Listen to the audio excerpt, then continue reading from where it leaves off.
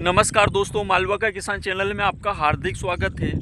इस सत्र में बरसात एक साथ नहीं होने की वजह से आगे पीछे बिजाइयाँ हुई है। कहीं पर ज़्यादा नमी थी, कहीं पर कम नमी थी। उसकी वजह से सोयाबीनों में अनेक प्रकार की समस्याएं शुरुआत से ही देखने को मिल रही। कहीं पर फंगस की समस्या है, जड़ गलन की समस्या है, तना गलन की समस्या है, इल्ली आ चुकी है।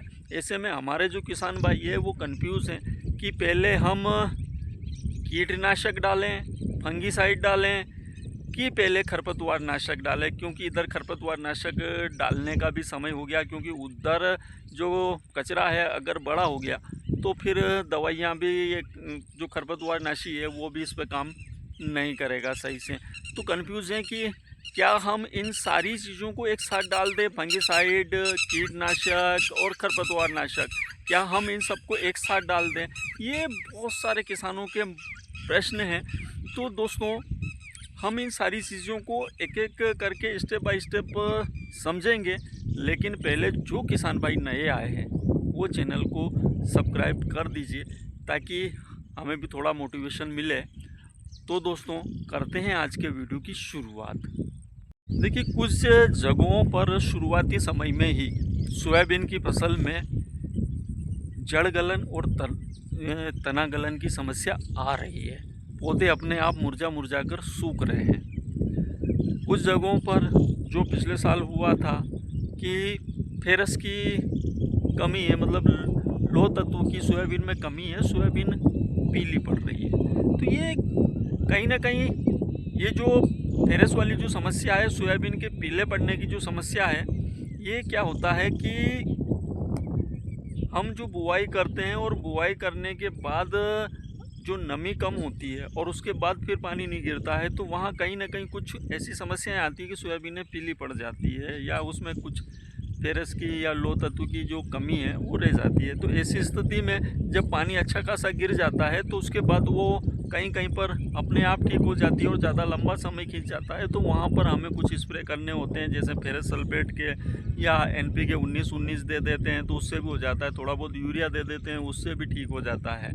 लेकिन अगर जहाँ बिल्कुल ही सही नहीं होना चाहता तो वहाँ पर फेरस सल्फेट का हम स्प्रे करते हैं तो वो ठीक हो जाता है। और अगर हम फेरस सल्फेट नहीं मिल पा रहा है, नहीं डाल पा रहे हैं, तो ऐसी स्थिति में हम देसी उपाय है वो भी कर सकते हैं। और देसी उपाय ये हैं दोस्तों कि जो छाछ होती है, छाछ में आप जो अपने पुराने जंग लगे हुए जो लोहा है उसको डाल दीजिए, 2-3 दिन उसको रख लीजिए और उसके बाद पर एकड़ के हिसाब से 3 किलो छाछ का आप स्प्रे कर दीजिए।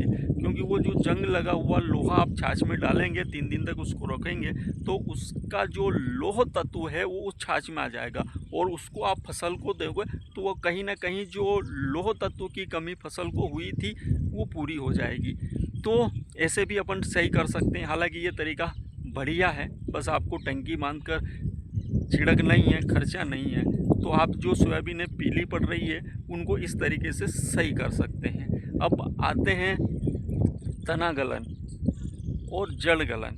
तो दोस्तों, ये समस्याएं शुरुआती समय में बहुत सारी जगहों पर देखने को मिलती है, बहुत सारी वैरायटियों में। अब किसी व्यक्ति के विशेष वैरायटी की नहीं कह सकते हैं कि उसमें ये समस्या आती है, उसमें नहीं आती है, किसी में भी आ सकती है, ऐसा कुछ नहीं है। तो ऐसी स्थिति में हम टेबुकोनाजोल प्लस सल्फर वाला जो फंगीसाइड है वो ले सकते हैं, या कार्बेंडाजिम प्लस मैंगाजेब वाला फंगीसाइड है वो ले सकते हैं। और इसके साथ में जो क्लोरोफास जो कीटनाशक आता है उसको हम ले सकते हैं। तो काफ़ी हद तक ये हमारी फसल में काम करेगा। हालांकि अब ये जो मानसून आ गया है, पानी गिरने लगे हैं, ज़मीनें समतल हो गई है, तो इसी स्थिति में कहीं ना कहीं ये अब जो रुक जाएगा, क्योंकि अब जो पौधा है पौधा भी जड़ें करने लगेगा, तो कहीं ना कहीं अब रुक जाएगा ये। लेकिन अगर ये समस्या ज़्यादा है तो वहाँ पर आप फंगीसाइड और कीटनाशक का आप स्प्रे कर सकते हैं। अब जैसा मैंने आपको शुरुआती में ही बता दिया था कि इल्लियाँ आ चुकी है, बिल्कुल बारीक बारीक सी इल्लियाँ हैं, कहीं कहीं पर इल्लियाँ दिखने लगी हैं। तो क्या ऐसी स्थिति में हम पहले इल्ली के लिए मतलब कीटनाशक का स्प्रे करें कि खरपतवार नाशक का स्प्रे करें कि खरपतवार नाशक के साथ हम इसको मिला दें। तो इल्लियाँ तो अभी इक्की दुक्की है, छोटी है। बाकी अगर समय खरपतवार नाशक देने का हो गया है, सोयाबीन अगर 15 दिन के आसपास की हो गई है, तो आप खरपतवार नाशक दीजिए। और इल्लियाँ अगर आपके यहाँ पर दिख रही है तो साथ में आप क्लोरोफास या जो प्रोफेनोफॉस है 42 सीसी, तो ये इनको आप ले सकते हैं, लेकिन दुकानदार की देख रेख में, क्योंकि जो खरपतवार नाशक के जो टेक्निकल होते हैं वो सारे टेक्निकल कीटनाशक को एडजस्ट नहीं कर पाएंगे। तो दुकानदार की देख रेख में दुकानदार से पूछकर अच्छे से और उसके बाद आप कीटनाशक का आप उपयोग करें। साथ में दे सकते हैं, अभी हल्का कीटनाशक दे सकते हैं, और अभी ज़रूरत भी इतनी ही है, क्योंकि इसके बाद अपने को 10-15 दिन बाद ही अपने को दूसरा स्प्रे करना ही पड़ेगा, क्योंकि सोयाबीनों को झटका लगेगा। फिर उससे उबारने के लिए NPK 19-19 न कीटनाशक न फंगीसाइड, ये सब अपने को देने ही पड़ेंगे। पहला फंगीसाइड अपने को देना ही पड़ेगा 25 दिन के से 30 दिन की अवस्था के बीच में। तो ऐसी स्थिति में, अभी की स्थिति में आप खरपतवार नाशक लीजिए, और उसमें आप चाहो खरपतवार नाशक आप कोई सा भी ब्रांड का लीजिए, अपनी पसंद का लीजिए, जो आपके यहाँ पर अच्छा काम करे, अच्छा चल रहा हो, जिसका अच्छा रिजल्ट मिल रहा हो, वो लीजिए।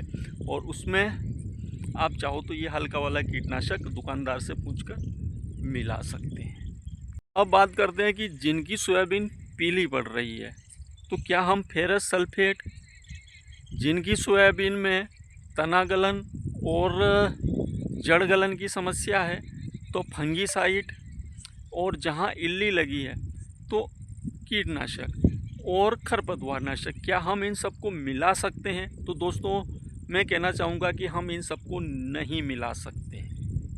अगर आपकी सोयाबीन पीली पड़ रही है तो आप सिंगल फेरस सल्फेट का स्प्रे कीजिए। उसके साथ चाहो तो आप दुकानदार से पूछकर कीटनाशक ले सकते हो, लेकिन खरपतवार नाशक, फेरस सल्फेट, ये चीज़ें आप साथ में नहीं दे सकते। दूसरा, जड़ गलन की, तना गलन की समस्या है तो फंगीसाइड और खरपतवार नाशक दोनों को आप एक साथ नहीं दे सकते, संतुलन बनता ही नहीं है, एडजस्ट होते ही नहीं है। और रही बात कीटनाशक और खरपतवार नाशक, तो उसके बारे में मैंने आपको बता दिया कि आप चाहें तो हल्का वाला कीटनाशक ले सकते हैं। और कुछ किसानों के कमेंट आते हैं और अभी कुछ दिनों बाद लगातार प्रश्न आने लग जाएंगे, क्या हम सोयाबीन में टॉनिक भी साथ में दे दें खरपतवार नाशक के साथ में? तो किसी भी प्रकार का टॉनिक भी आपको खरपतवार नाशक के साथ में नहीं देना है।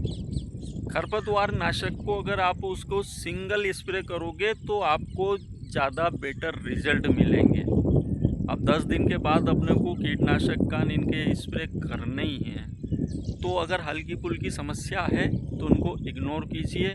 10 दिन बाद आप जो जो चीज़ें आपके खेत में समस्याएं हैं उनको सबको एक साथ दे सकते हैं। आप फंगीसाइड ले लीजिए, कीटनाशक ले लीजिए, टॉनिक ले लीजिए, इन सबको मिलाकर आप 10 दिन बाद स्प्रे कर सकते हैं। लेकिन अभी जो समय हो गया है खरपतवार नाशक का, तो पहले अगर फसल में ज़्यादा समस्या नहीं है तो अभी आप खरपतवार नाशक का उपयोग कीजिए, क्योंकि देखिए यहाँ खरपतवार अगर बड़ा हो गया तो फिर ये दवाइयाँ काम नहीं करेगी। तो ऐसी स्थिति में आप एक संतुलन बनाकर अपने विवेक से काम लीजिए। तो दोस्तों, वीडियो अच्छा लगा हो, जानकारी अच्छी लगी हो, तो चाहे आप वीडियो को लाइक मत कीजिए, कमेंट मत कीजिए, लेकिन वीडियो को ज़्यादा से ज़्यादा किसानों तक शेयर कीजिए, ताकि हमारे ज़्यादा से ज़्यादा किसानों के पास वीडियो पहुंच सके। क्योंकि अभी की स्थिति में हमारे बहुत सारे किसान भाई परेशान हैं, और जिन किसान भाइयों ने अभी तक भी हमारे चैनल को सब्सक्राइब नहीं किया है तो वो पहले हमारे चैनल को सब्सक्राइब कर लीजिए, ताकि हमारे चैनल का जो नोटिफिकेशन है वो आपको मिलता रहे और हमारे आने वाले वीडियो आपको मिलते रहें। नमस्कार दोस्तों।